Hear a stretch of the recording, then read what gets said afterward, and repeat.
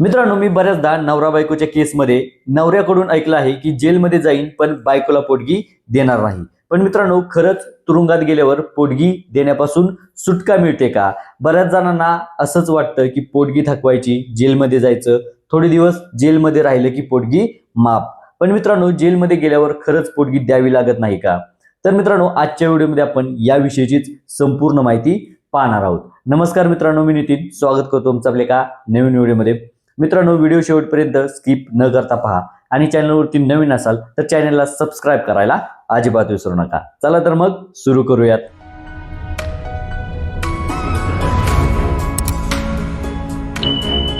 मित्रांनो बघा, कायद्यानुसार पत्नीला पोटगी देणे हे पतीचं कायदेशीर कर्तव्य आहे. पण समजा नवरा एखाद्या गुन्ह्यासाठी किंवा पोटगी थकवली म्हणून जेलमध्ये गेला असेल तर त्याला पोटगी माफ होते का? तर मित्रांनो, नाही. जरी नवरा जेलमध्ये असला तरी त्याची पोटगी माफ होत नाही. मग आता तुम्ही म्हणाल की नवरा जेलमध्ये आहे, मग तो पोटगी कशी देणार?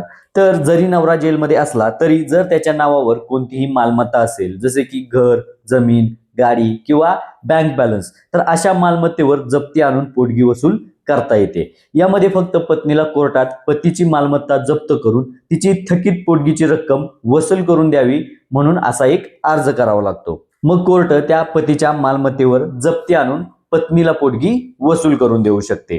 आता बरेच जण असे पण म्हणतात की जेलमध्ये असताना तो कमवत नाही, मग पैसे कसे देणार? पण यामध्ये कोर्ट अशा वेळी पोटगी थांबवत नाही. तो जोपर्यंत जेलमध्ये आहे तोपर्यंतची पोटगी थकीत रक्कम म्हणून पतीच्या नावावर जमा होत राहते आणि मग जेव्हा तो जेलमधून बाहेर येईल तेव्हा त्याला ती रक्कम भरावीच लागते. आता काही जण तर पोटगी द्यावी लागू नये म्हणून जाणीवपूर्वक दिवाणी तुरुंगवास स्वीकारतात. पण मित्रांनो, महिनाभर जेलमध्ये राहिल्यामुळे फक्त त्या एका महिन्याची शिक्षा पूर्ण होते, पण पोटगीची रक्कम माफ होत नाही. थोडक्यात काय, तर जेल ही पोटगीपासून वाचण्याची पळवाट नाही.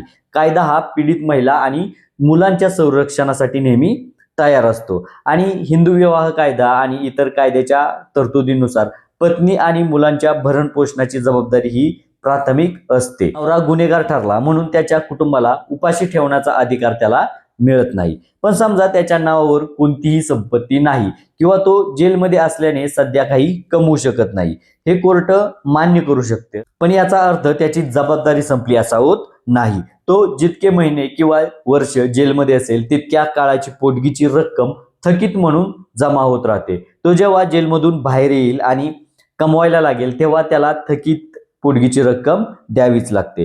तर मित्रांनो, जर तुम्हाला असं वाटत असेल की जेलमध्ये गेल्यावर पोटगीची जबाबदारी संपते तर तुम्ही कायद्याच्या एका मोठ्या गैरसमजात आहात. जेलमध्ये गेलात तरी पोटगी द्यावीच लागते. तर मित्रांनो, व्हिडिओ कसा वाटला नक्की कमेंट बॉक्समध्ये सांगा. व्हिडिओ लाईक करा, शेअर करा आणि चॅनलवरती नवीन असाल तर चॅनलला सबस्क्राईब करायला अजिबात विसरू नका, कारण मी तुमच्यासाठी घेऊन येत असतो असेच नवनवीन विषय. तर पुन्हा भेटूया असेच एका नवीन विषयासोबत. तोपर्यंत बाय बाय. जय हिंद.